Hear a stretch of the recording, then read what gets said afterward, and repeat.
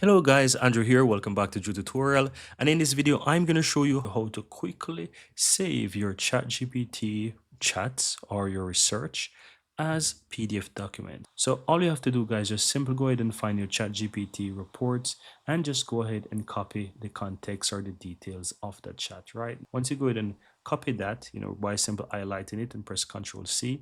If you have a Google account, you can simply go ahead and open up Google Apps by simply going to Google, click the Google Apps on the upper right, and open up Docs. Right now, once you're inside Docs, you can click on a new blank sheet and just simply go ahead and paste your research or your text there that you get from ChatGPT.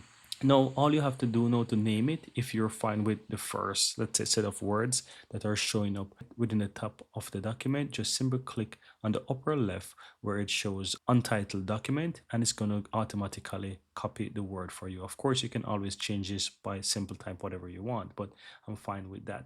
Now, to save this as a PDF document, just simply click File on the upper left, go to Download, and simply click on PDF.